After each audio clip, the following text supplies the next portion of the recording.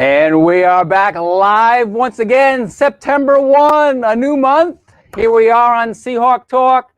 Ed Habishaw coming to you from our studios at the Rogers Recreation Center. There's a lot happening on campus today, and I think most of our guests are on campus. I think we'll finish today's show with Matthew Hurd coming from his home studio. But we've got Tom Blaney, Jannelle Iaquinto, Adam Zaccara, and Matt Hurd today. They'll be backstage at some point throughout the broadcast, and then we'll bring them into the broadcast. Right now, we've got backstage Andrew Pizzelli and Joseph Morelli, two producers for Seahawk Talk. We'll be going to them shortly, but you stay with us as we are here on Seahawk Talk September 1. Our students are moving in today. We have freshmen that are ready to go, and Andrew Pizzelli is teasing Battle of the Bubble. Do you know what that is? We'll find out as we do Seahawk Talk on Tuesday, September 1. Here we go.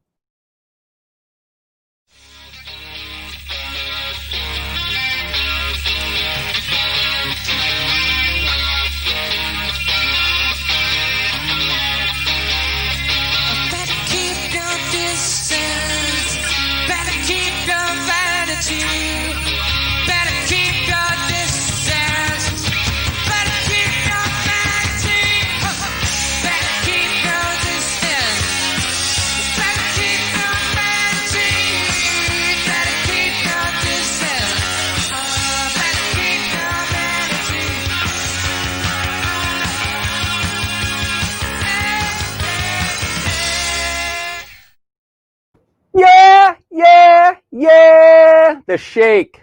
I'll be telling you more about them, but right now it is 3:02 on Tuesday. Again, coming up, we've got Tom Blaney, Jannelle Iaquinto, Adam Zaccara, and Matt Hurd. I'm Ed Habishaw. Let's bring in producers. Andrew, Joey, how are you guys doing? Good. How are you, Ed? And Joey. Joey, unmute your microphone. Yeah. All right. We're all on. And Andrew, you're in Narragansett, Rhode Island. Joey, you're in Connecticut. Yeah. Excellent. Tell us about the bird and the tweeting that we hear. That's my bird. I mean, I don't know what to say. My name's Norbert, the dragon in Harry Potter. My mom really likes Harry Potter. Nice. He's a parakeet. He likes to have radio on, and I have to turn it down usually for shows, and so he gets mad and he tweets a lot. And it's the trade-off for not playing copywritten music. Go ahead, Andrew. In the background. So I thought Andrew was going to throw something in there about Twitter, but so we are coming to you live from different locations. Andrew, we teased a little bit about the Battle of the Bubble. What is up? What is that? So yesterday, if anybody missed it, John Rothstein, who is a reporter for College Basketball Insider, was able to ferret out, did some digging, and he found out that the NCAA has actually trademarked Battle in the Bubble. So they are hoping to have a bubble format for college football playoffs and for the college basketball, maybe even potentially basketball season, and or for the tournaments. And then ESPN followed up with a report. They went and did the same digging, and that the NCAA has applied to have Battle in the Bubble applied to merchandise, branding, have it on uniform. So they haven't officially said anything, but the plan seems to be, because for Division I, they postponed all their fall sport championships because of concerns about the pandemic, targeting maybe the spring as an option, and that'll get looked at. But the NCAA doesn't determine the championship structure for the FBS, for college football, so they could really do whatever they want outside of the NCAA. So there could be a college football playoff bubble. Obviously, the teams are still trying to charge ahead, and we'll see what that season looks like if they get there. But I don't know. I mean, I'm curious how amateur athletes would feel and what the PR would be for, it's one thing with the pros. It's working for the pros. Go down, play in the bubble. You already see kind of some of the stresses that brings. How does it go when you're asking amateur athletes to then undergo those same stresses for free to just maintain a multi-billion-dollar sports industry complex around college sports? It's a tough question. I don't know if I was an athlete. at that time. I want to play, but it'd be tough. I don't know what I would decide to do. I guess any of the athletes that are out there listening, what are your thoughts? I mean, obviously this isn't something we're gonna have to worry about at D3. There's not gonna be any bubbles for us. But just how the athletes feel about this. This is something that's being pushed by the conferences and the big institutions, but how does the athlete feel? I'm curious. Yeah, especially since they're going to be making money off this trademark, Yep. And so if professional leagues want to use that phrase, battle of the bubble, guess who benefits from it? The NCAA governance and not the individual athletes. Yeah. So obviously more news on this sort of thing is going to come out. Like I said, the success of the NBA and NHL bubbles is kind of proven here so far, but those are professional athletes. It's their job. And so trying to ask students to go be employees for free is going to be tough. There's going to be a lot that has to be worked out. And it's a long time between now and the basketball season, I'll tell you that. Yeah, but so this applies only to basketball? It's not applying to football? The small so right now, FBS, so Division I college football championship, and men's and women's basketball. They've said they'll explore maybe other sports, but those are the money makers at that level. So that's why those are the only. And that's the other thing. How does Title IX fit into any of that? If you only do it for football and basketball, there's a lot of questions that have to be asked. But they're starting to dot their T's. Sorry, Bill Villarreal got in my head yesterday by saying that. Cross the T's and dot the I's. Yes. Well, I do want to get us started with the dad joke of the day. So let's see what we've got there. We've got. I have a whole calendar of them over on my desk. Oh, I know, and it is quite the resource that we've got over there. So when I was setting up and testing the connection with some of our guests earlier today, Matt Hurd and Jannelle Iaquinto in particular, I did share this dad joke of the day, and I got laughter out of them. So hopefully that comes true here. Did you hear about the man who invented lifesavers? They say he made a mint. Well, it is a dad joke, so I'm a dad, and our next guest is also a dad, Tom Blaney. We'll be going to him in a minute or so. I know I see him backstage. I thank him for hanging out there for us. We see him with his mask on in a public area because he is coming from the fitness studios down on the garden level of the Rogers Recreation Center. I saw him working out on the upper level of the Rogers Recreation Center earlier this afternoon as we were chatting, and I'll have some footage from that as well.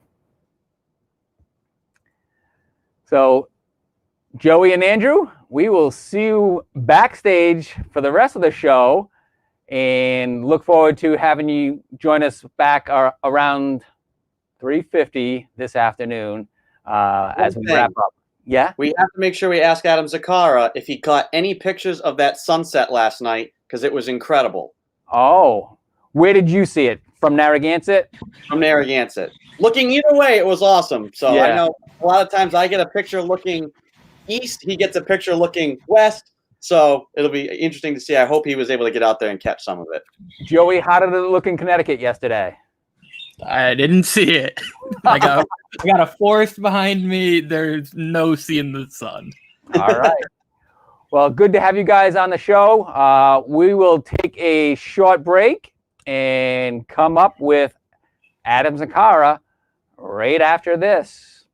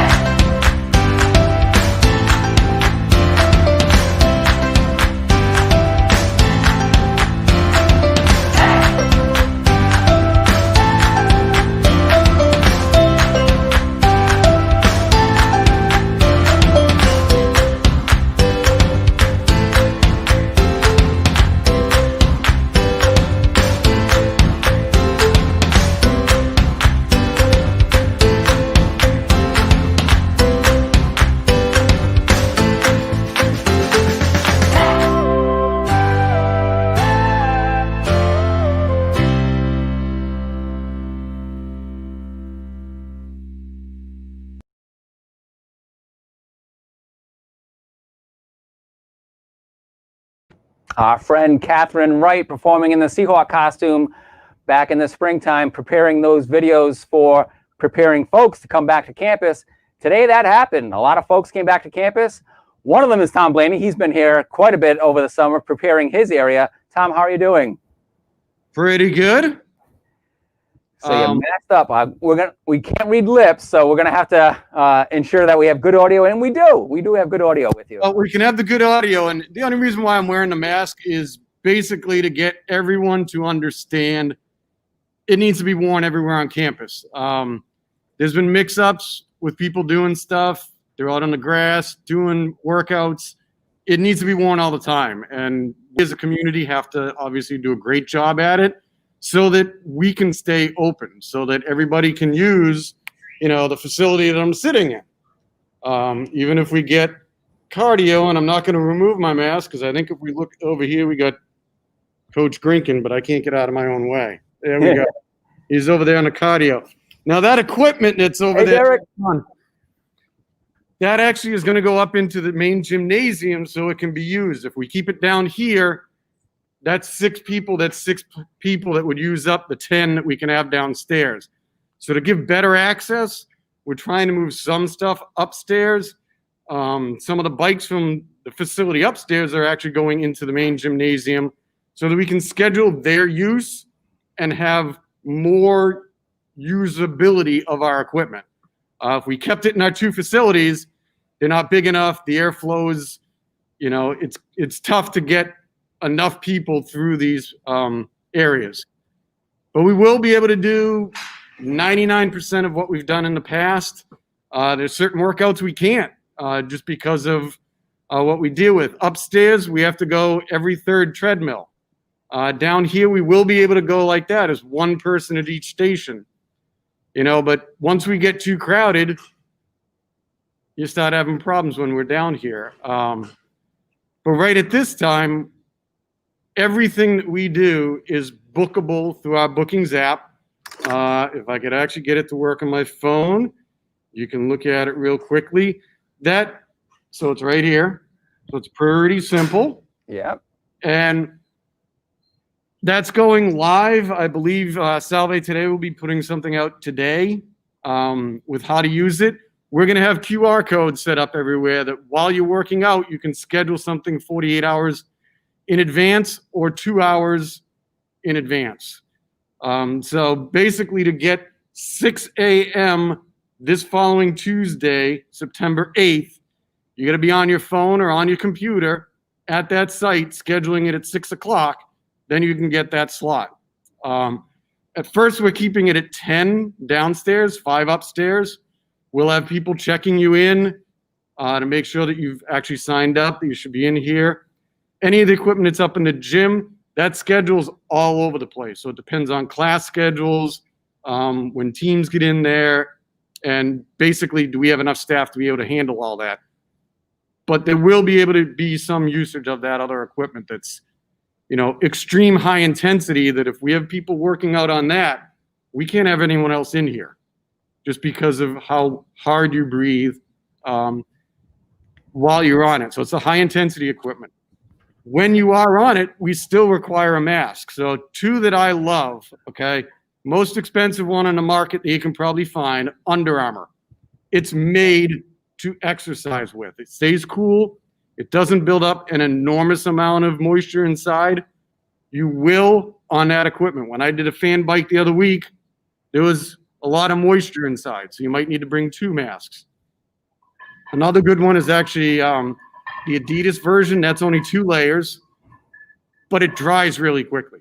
Okay, so both of these dry extremely quickly. Adidas goes for 3 for, and we'll pick on that one in a second. I know. 3 for $19. And I actually have some of the neck gaiters. I wore 'em mountain biking. You can double them up. We're looking at the easiest way for us to say that you have a mask that's working properly is it doesn't have valves and it's not a neck gaiter. Because, yeah, you can double it up, you can triple it up. It could be made of fleece. Why someone would exercise with fleece, not in the dead of winter, I don't know. But it's that simple. Does it hook around your ear? It doesn't have a valve. It can tie above your head and behind your neck. So that's just to make sure that we're not policing what kind of mask, what kind of valve, it just makes it too difficult. So we're just saying that simple thing of no neck gaiters. Yeah, and there's me moving some equipment. So upstairs you can see that was our afternoon workout. Yeah, I know, that was my morning workout. But some of the equipment is taped off so that we ask that you do not use it. And then a lot of this equipment, I started moving some of it around today. Marcus, Mike, and I are going to spread everything out. Our goal is to have as much equipment usable for you without removing it from the room, blocking it off. So we took out the bikes that are usually in that spot. We slid some equipment down. We're going to slide some other equipment the other way, spread everything out so you can still use everything with 5 people in there. And if everything goes well and we don't have a huge outbreak and we stay open, we'll be able to make changes to that. We'll go to 15 people downstairs, 10 people upstairs. And we're just going to manage it as time goes on. And it's going to be difficult. Our athletes, it's going to be difficult. I can't tell you, talking to my buddies at Yale, FSU, any school, Division III, Division I, it isn't easy. It's very difficult. We may not accomplish everything we want to accomplish this year. And it's just, COVID's making it really hard. And anything high intensity, we got to go outside. Yeah. Okay. It's the only place we have enough space to do it. You got to go outside. The other fun thing we're offering is we do have fitness bins. I'll say, so it's fitness to go. All it is, it's a bin that will sanitize everything that's in it. And it has 4 stretch bands, 2 sets of dumbbells. So it's lightweight. You can bring it, carry it upstairs on the side lawn. And you can use stuff there. So at least we're giving you another opportunity to do something a little bit different. Crazy thing down here, a lot of our athletes are used to foam rolling, stretching in here. There's probably not enough time to get that done. Okay, if we foam roll, we got 15 minutes. If we stretch, we get 10 minutes. You're not working out that long. So really come prepared, come ready to go. And I know I'm usually the one that says, no, come here and get ready. But right now we have to do it a little bit different. Well, to summarize, we've got 3 areas, all inside this building. Yep. Will we be utilizing any space outside? That is, we will allow people to go out and use it. But again, is really get into it's the unfortunate thought process on my side of, if we allow use, we got to clean it quickly enough to be able to recycle it to use it. So other schools I know, they've done 90-minute blocks. We're doing 45 with a 15-minute break. We can get a quicker throughput that way, but we're limiting certain things that we'll have. The school that's going 90 minutes, they then break it for a half an hour. So realistically, we're getting a bigger throughput than they are. So that's what I tried to look at, doing this so that we get the most throughput possible without limiting completely. So it's it's a hard game. It's not a fun thing for someone who loves to have a ton of people in here. Absolutely. And working hard. Well, let's bring in our next guest, who will also be but it is an option. You in the fitness center, and that is Jannelle Iaquinto. Hi, Coach. How are you? Hey, Ed. I'm well. How are you? Very good. I just wanted you to be on screen when Tom's here, giving the update on the fitness center. You guys are right around the corner from each other, physically in this building, and hopefully Seahawk softball players will be utilizing the fitness room soon. Oh yeah, they're super excited. They've been working hard all summer. Mark and Tom and Pags are great. The kids are looking forward to being back and working hard and doing what we can do to keep the training going and staying safe. Excellent. Tom, thank you so much. Oops, sorry about that. That's okay. Right. Hey, Coach, how are you?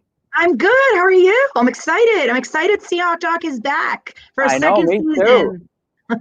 We're here on Tuesday, September 1. It was amazing how the schedule evolved over the spring. It went from the last 2 days of March to the first day of June. Now we go from the last day of August to the first of the new year, January 1, 2021. Yeah. I don't know what the countdown in days is until that show, but hopefully the very next day, Jannelle, we have our first live competition against outside opponent. I know during the fall, with all of our sports getting some practices in, the practices in whatever scrimmages you can have will all be against each other. Mm-hmm. Yep. That's kind of the plan right now. Certainly we're all trying to come up with creative ways to keep our teams and our student athletes across the board engaged and involved and trying to make up for some lost time. But it's a process, and we have to all be patient and all be willing to work with each other and get creative with some of the training. So for softball, we're used to having that fall scrimmage and having 5 weeks and working towards that play date. But now I think it's with 9 freshmen, it's get everybody back together, keep us safe, get them in some form of a routine, and just adjust back to campus life and adjust back to our team and kind of looking at things from a different perspective and how we kind of work back on some of the basics and the fundamentals and the strength and speed and agility training. So I'm looking forward to that and getting started, but it's going to be an adjustment for all of us, especially for the returners who have this expectation of how things have been in the Salve softball world for the last year, 2 or 3 years. So we've had a lot of team meetings. The freshmen are moving in today. We have 2 more coming tomorrow. I'm excited. And I know the girls are really looking forward to getting back to campus and starting to work hard and crushing some goals and getting the gang back. You'll have your team in its workouts at Topa Field. Tell me how ready that facility is to accommodate not only softball, but so many sports that want to get on there. Yeah, I mean, Topa, I have a great relationship with the city of Newport and with Rogers High School in terms of their scheduling and how we can best accommodate the community and Rogers and Salve. So that's going to be expanded a little bit more as we now have all of our sports are in their, quote, non-traditional seasons, and we'll be needing space and time to get things going again.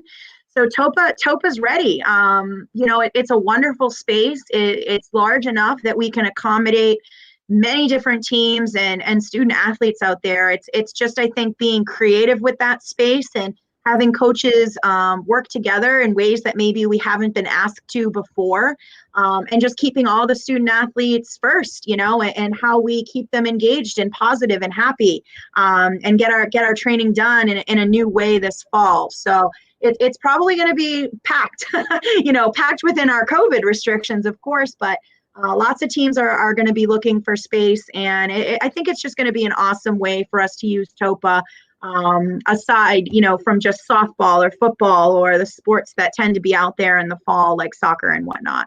I just had the men's ice hockey coach ask me if his team would be able to get out there, do some conditioning. I'm like, absolutely. So we're working on the scheduling. We have a committee for, just getting scheduling done for all of our sites. But, in particular, Topa, because of its size and the turf is wonderful. So more to come on that for internal scheduling, but we're excited. We're ready to go. I'm ready to have these kids back and all of our teams back and just start training and having that life come back to campus and come back to our teams. Yeah, we have 5 teams that traditionally play indoors, 4 winter sports, obviously, but also volleyball. So I can imagine many of them wanting to get out on that turf, getting some fresh air. Yes. I mean, it's a great outdoor space, and it's certainly multi-purpose and can be utilized in a lot of ways. The girls love Topa. It's just a really cool spot, and I'm hoping that teams will utilize that so we can cross collaborate with each other, and the student athletes can have maybe a different experience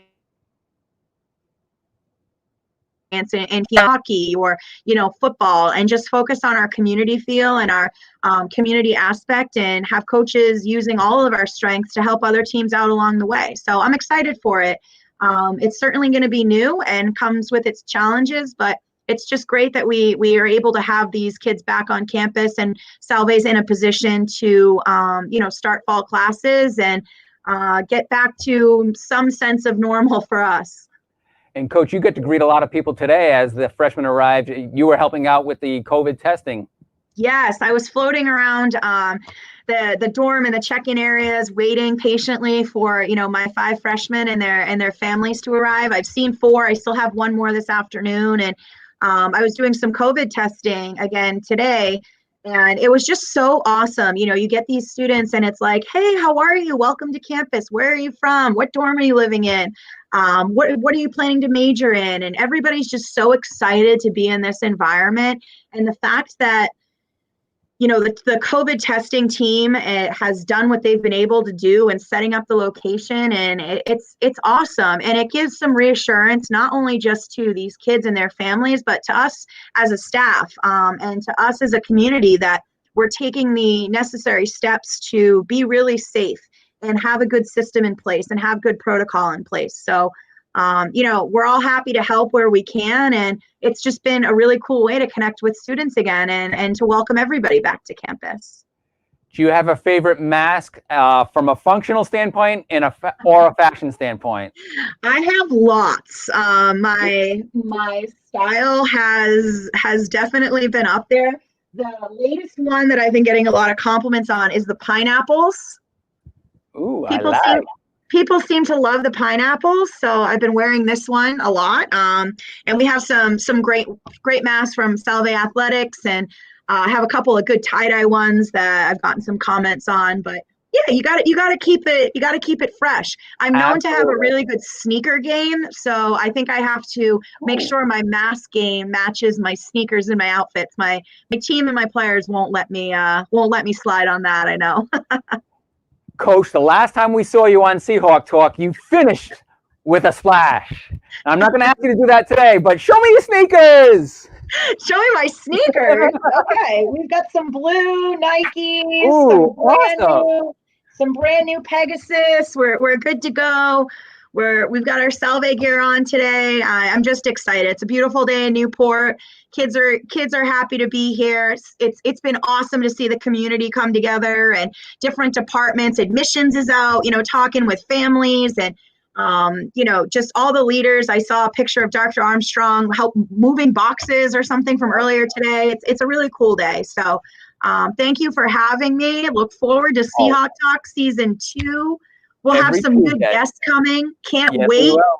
And thanks for putting this together. This new format's amazing. It's such a great way for us to recruit and to just share our program and what we're doing, and just to be part of the Salve community. So thank you, Ed.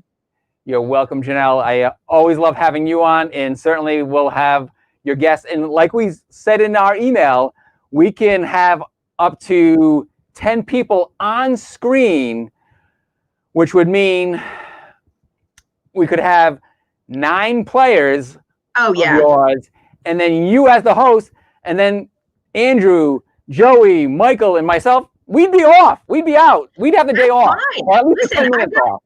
I've got 9 freshmen, so we'll make that work. All right. All at once. All right. Thanks, Ed. Take care, Jannelle. That's Jannelle Iaquinto, South Virginia University softball coach, an outstanding person. She's coming to us from her office downstairs, but she was outside earlier when I checked in with her. She was helping with the COVID testing, had a different mask on other than the pineapple mask. We're ready to go to Carey Mansion. Where is that? It's on Ruggles Avenue. Let's say hello to Adam Zaccara. Coach Zaccara, how are you? I'm doing really well. How are you, Coach Habershaw?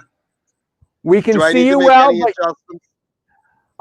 if you want to swivel all the way around so that we can get some light on you. Otherwise, you're in the Light on dark. me?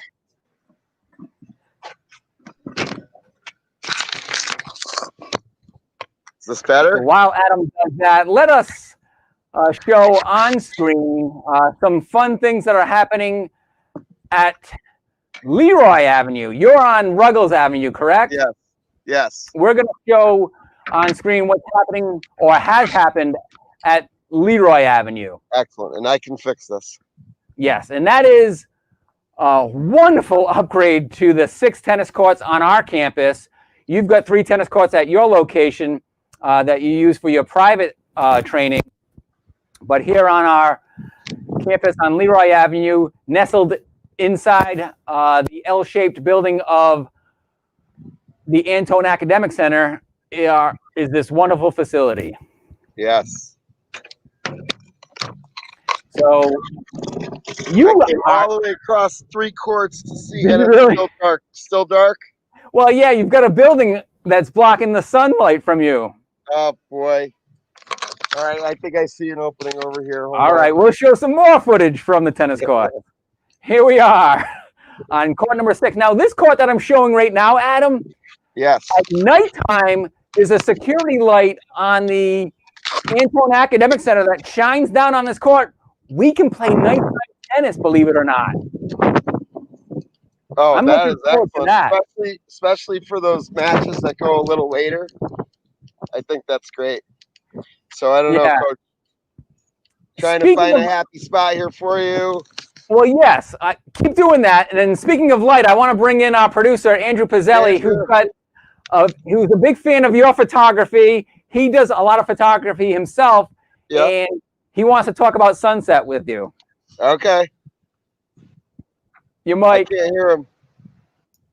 I wanted to ask you if you got any of that sunset last night, because I'm sharing with Ed right now. This was looking out east, so Newport's that little black sliver in the middle there. I know a lot of times I'll post something from Narragansett looking east, and I see you post something looking west, looking the other way, getting the other angle. Did you catch any of last night's action? I unfortunately did not. I was teaching here late. I had 2 Zoom calls. Thankfully, Jody joined our tennis teams for 2 nighttime Zoom calls. And then I had dinner at Pasta Beach, so I missed the sunset. Still sounds like a very successful evening. It was good. It was good. There will be other sunsets. That we can guarantee. Including tonight. Yeah. Yes. All right, Coach. I like the sunrises because I'm here on the Salve side on the cliff walk, and that's what I enjoy. You know, I'm an early riser, and I love seeing a good sunrise too. Early Seahawk gets the worm. Especially in your bedroom at Carey Mansion. Yeah, I can see it right from there. So if it's good enough, I'll pop right outside. All right. We will get back to talking about Adam Zaccara's tennis courts. Good to see you, Andrew. He'll stay in the backstage right now. But Adam, talk to me about these wonderful tennis courts on Leroy Avenue and the improvements that were made. Okay, yeah, so excited. We did a couple of dramatic things to them. First being we dropped the side fences to 4 feet high, which I know both you and I were really excited to have that accomplished. And that was done first by the end of March last year. And then literally about a month ago, they came in, and I'm so grateful that, you know, during these times when a lot of places as well as ourselves are watching our budgets, and we had the money already allocated. So happy they followed through and did. What a beautiful job. We have brand new courts, basically. Yeah, here they are from high above Antone Academic Center. We're showcasing the 6 courts in this shot, and this may be a great location for some live streaming. Obviously, during the fall, it'll be practice setting, but what a Seahawks eye view from up here, being able to watch the Seahawks playing on the tennis courts. It's beautiful. Very impressed. So tell me about your meetings yesterday. You had a chance to meet with both your men's and women's tennis players through Zoom. How'd that go, and what was discussed? It went really well, and I think as it's probably being echoed by everyone, everyone's just so excited to come back, to be back on campus, especially, after last spring having to leave so abruptly. It's good to be back home, and we've got this new facility. The Zoom meeting was very positive on both men's and women's. We've got larger tennis teams than we've had really in about a decade. We've got 14 girls on the women's team and 14 on the men's team as well. Both teams have 6 new individuals, freshmen, and the women have 1 transfer sophomore. So we're excited to have a really new look to our courts and to our roster as well. And you've been playing tennis all summer long, Adam. What a life you have. I am so envious.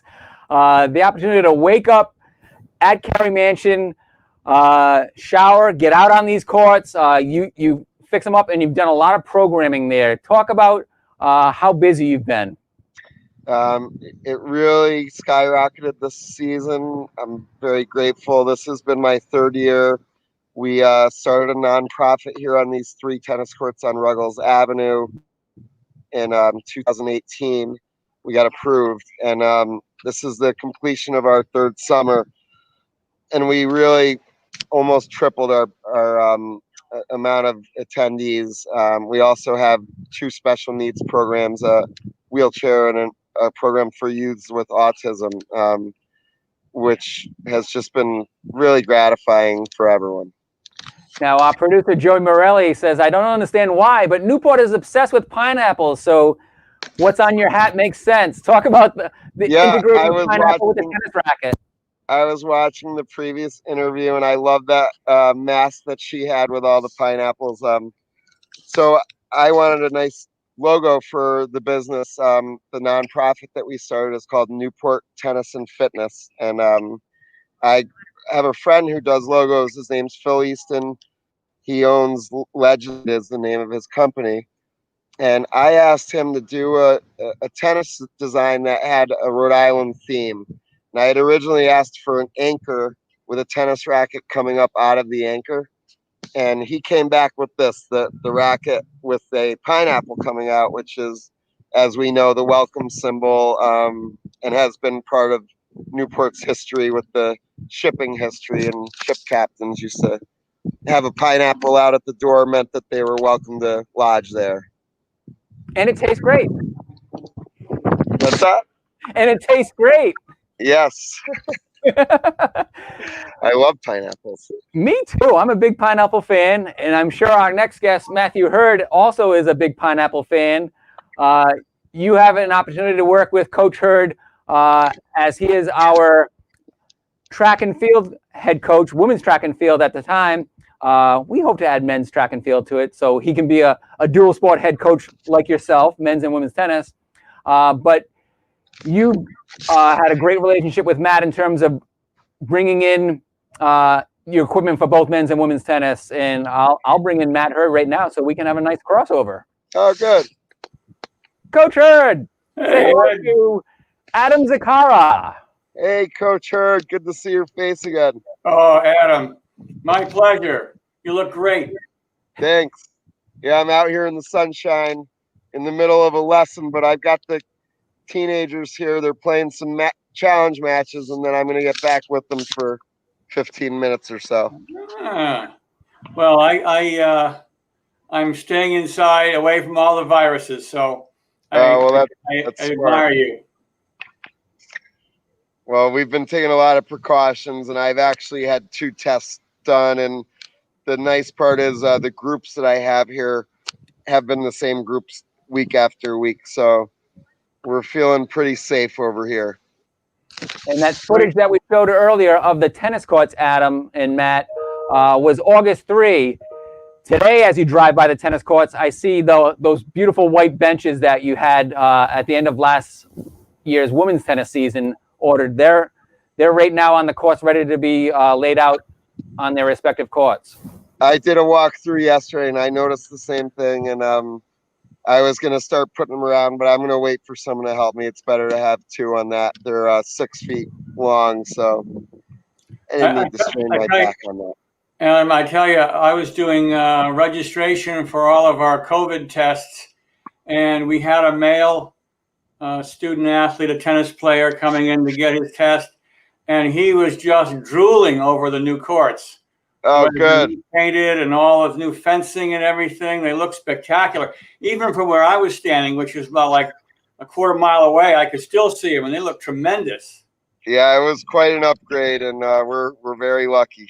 Yeah, and hopefully you wear a mask so that the drool doesn't get on the tennis court. That's right. We're going to keep them clean. Absolutely. Adam, great seeing you. We'll catch up with you during the week and also see you each Tuesday on Seahawk Talk. Can't wait. Thanks so much, guys. Have a great afternoon. You too. Bye. Thank you. That's Adam Zaccara, and now we are joined by Coach Hurd. Hey, Matt, how are you? Just great, Ed. Just great. Fantastic.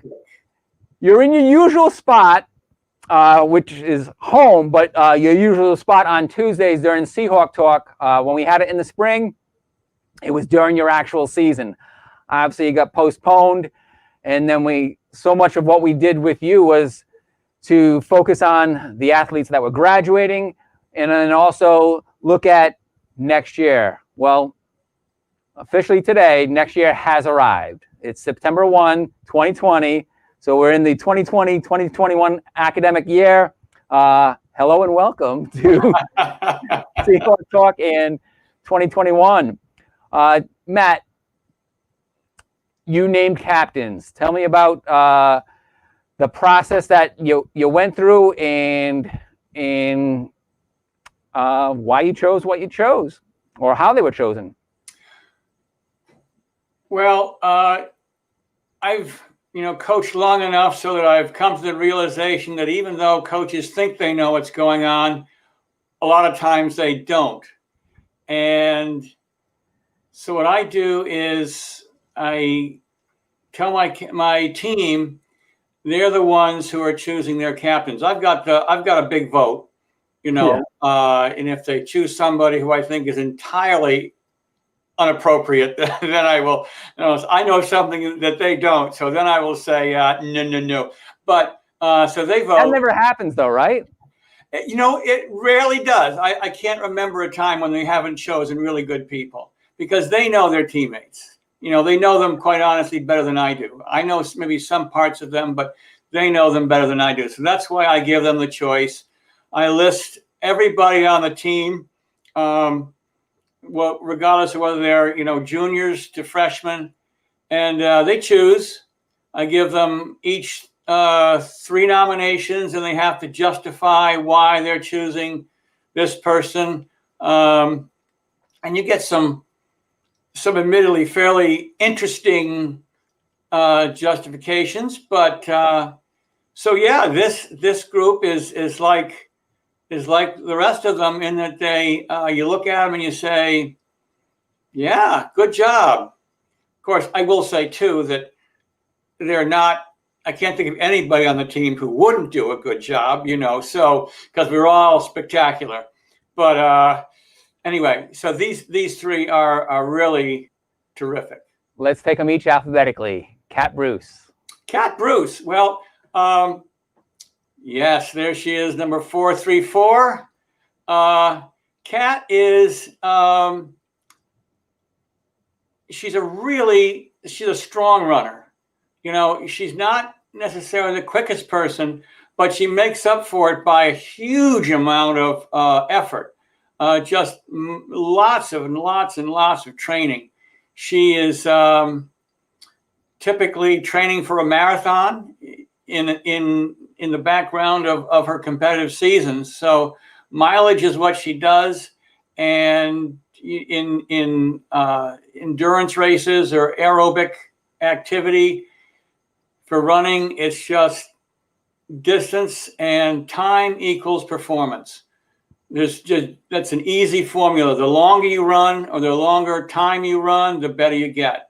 And Kat knows that, and she just puts in the miles. And I think one of the reasons why her teammates chose her was because they respect her for the tremendous amount of work she puts in, and the modeling that she does for her teammates. It's hard, to wuss out when you see one of your teammates who admittedly is not, one of the top 2 or 3, but who is self-motivated enough to pound out 10 milers, 12 milers, as if, that's just what she does. And it is. And that's what a leader does. Yeah. And so she's going to be great in the spring. Cross our fingers. Again, she's not spectacular. She sort of flies under the radar, but that's one of the reasons why we let our team members pick them, because they know things that, maybe the rest, like the coaching staff and people, don't know. And all 3 of your captains are also on the women's cross country team, including a javelin thrower, Jillian LeBeau. That is really strange. I mean, because we've got a thrower, we've got a sprinter, we've got a distance runner, obviously, but they all run cross country, which is one reason why cross country is such a great sport. Having coached it for a number of years, it absolutely doesn't matter at all. Whether you have, and I say this in a theoretical way, you don't have to be fast. A basketball player has to put the ball in the hole, and if they can't do it, why, it's hard to get on the team. But with cross country, there's a place for everybody, and you can contribute without regard to any ability levels at all. It's all about what you bring and what you. The key ingredient is right here. Absolutely. Hot. Yes, absolutely. So Jillian LeBeau has the heart. She does. Jill is great. She will tell you, I think, that javelin throwing is one of her. Well, she enjoys javelin throwing better than running cross country, I think. Yeah. But she's a specialist, and she's just terrific. I got to tell you, she works so well with her teammates. She helps them. You're doing this. Maybe try this. And then she herself gets out, and probably not that many people who are watching this were able to look at those photographs and say, "Oh, that's great technique." Oh, that's I certainly couldn't. But you could just tell in some of those, in just 1 second more, you'd see that foot plant, and you see the hip turn. You can just tell there's power coming out of her back leg, and she's just a great person to have on the team. She's always up. She's fun. She's energized. She just presents the kind of leadership without really being overt about it. She peps people up. She gives off a great throw. She's great, and people are all cheering for her because they love her.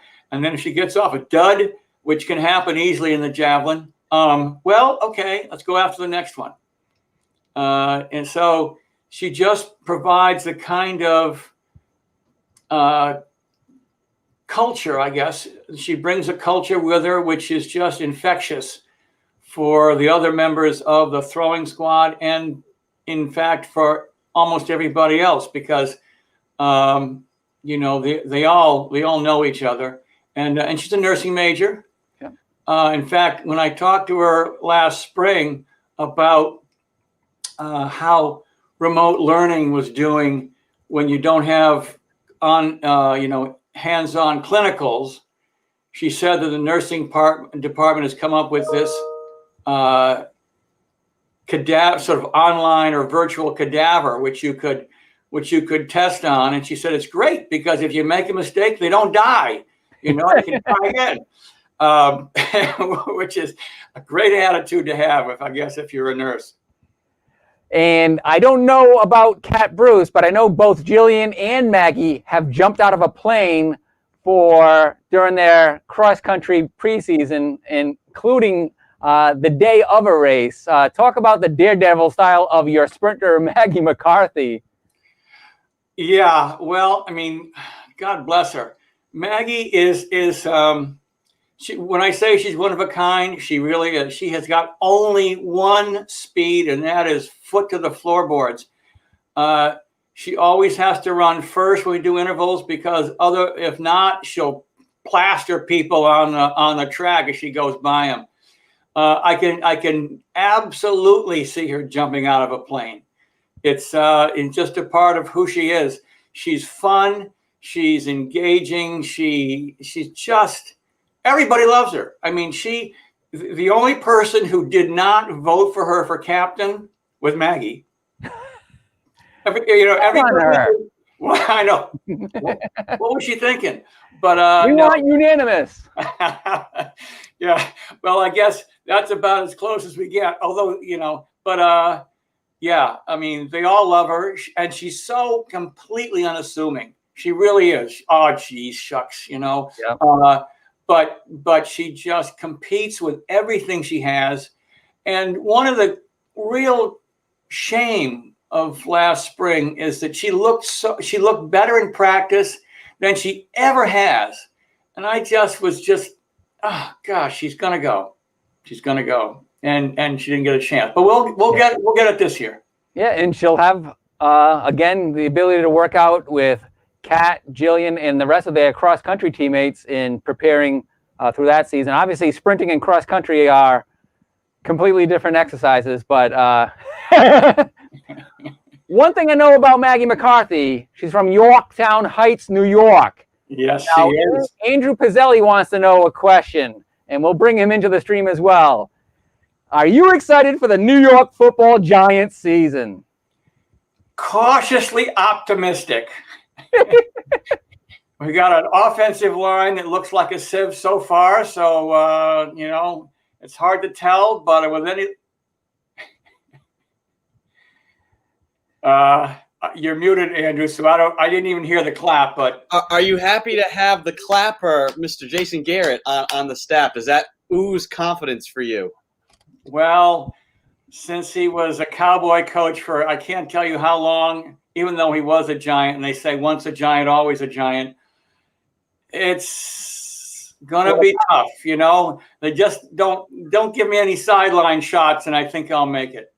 The Cowboys will say too long. Yeah, could be. Well, we're excited about your track and field season, and certainly the announcement of your captains, Kat, Jill, and Maggie. We'll be preparing a release on that. Thank you to Andrew for preparing the photo montages for this stream. Matt, you are a dedicated coach, and not only for your players, but your fellow staff members. Andrew and I both appreciate everything you do, not just in the equipment room, but your game management, your attention to detail there. So thank you very much. Well, Ed, that's very kind words, and I appreciate them. Thank you. You are welcome, and we'll be back shortly after we wrap up Seahawk Talk on Tuesday, September 1. Andrew, thank you for joining on this segment with Matt, and we'll be back with you after a short break. Anytime. Everybody. Yes. So what do I do now? Let me see. Oh, yeah, there I go. We'll be right back after a short break. Here's Houses of the Holy from Led Zeppelin.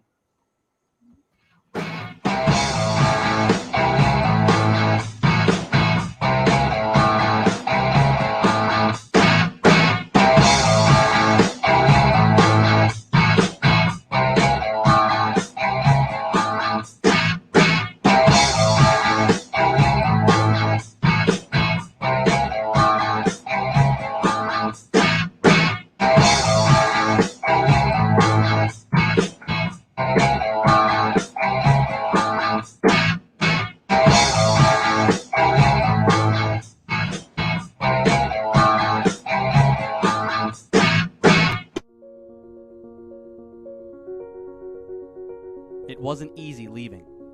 It wasn't easy staying away from the ones we love. It wasn't easy stepping away from normal. But in athletics, we know nothing is ever easy. In this new normal, we've learned so much. We've learned about social distancing. We've learned how to care for ourselves. We've learned how much we took for granted. We've learned how to stay together, even when we are apart. We've learned how strong we are. We've learned how resilient we are. And we've learned how loved we are. The good, the bad, it will fuel us. The past 3 months have been unprecedented. The next 3 months will be just as hard. This summer, remember what we've learned. Stay safe, stay ready, and the story of how we left will be dwarfed by the story of how we return.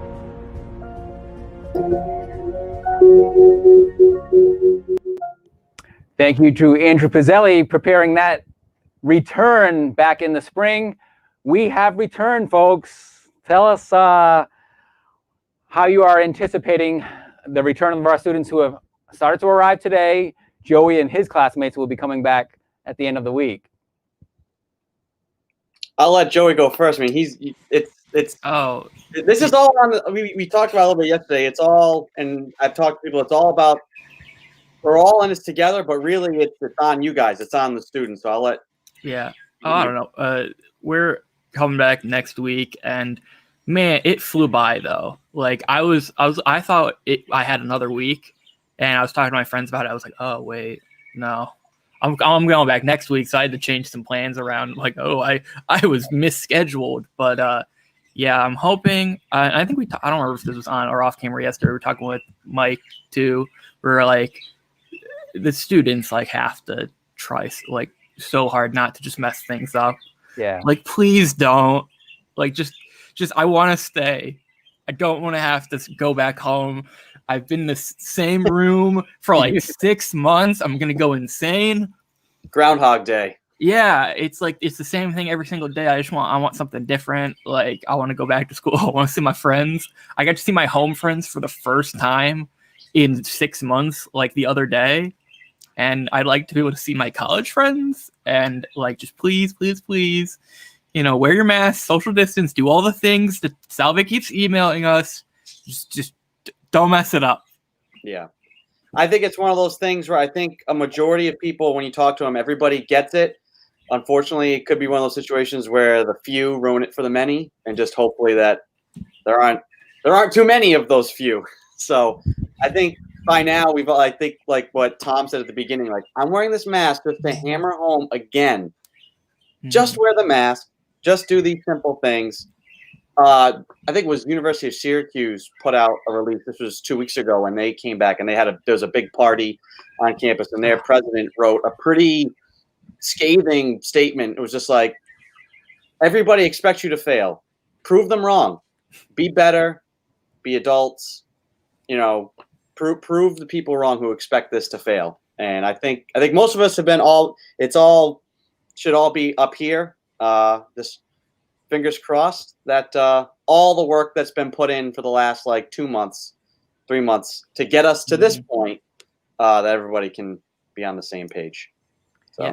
Yeah, even Dr. Armstrong sent us that email. I don't even know how long ago. We're super nice, super kindly worded. Like the way it's the way she talks. Like it's such a her email, but you can tell in it. It's like, don't you blow this for us? Yeah. Like it's that meme. It's that Brooklyn Nine-Nine meme. Yep. And plus, I've said that I'm not cutting this hair again until I broadcast a live sporting event.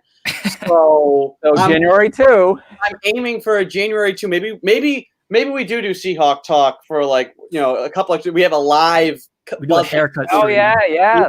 Maybe in the Rogers Recreation. I'll get Spiffy. We'll contract Spiffy to come and buzz the hair for me live before a game. You will get a professional in Derek Sarfo-Daco, aka Spiffy, with his. How low will you go on your haircut, Andrew? Oh, I promise right now. You go to scalp? To be broadcasting a live sporting event on January 2, I will go right down. I'll do the Craig O'Rourke special all the way down to the scalp. Oh, awesome. Gentlemen, thank you. It's been a treat to do this again on Tuesday, September 1. Our regular lineup will be Jannelle, Adam, and Matt, and we'll rotate a lot of different people into the 310 spot. Today was Tom Blaney. He'll be the first of each month, the first Tuesday of each month. He'll be in that spot at 310. And then the second Tuesday of each month will be Greg Kay. And then we'll go to other areas on our campus, some leadership, some graduate studies, admissions, alumni office, and we'll get a lot of people involved in the broadcast. So appreciate your help with today and look forward to tomorrow, September 2. Bye, folks. See ya. That's Joey Morelli and Andrew Pizzelli. I'm Ed Habishaw. Thank you for joining us on Seahawk Talk. We'll see you tomorrow.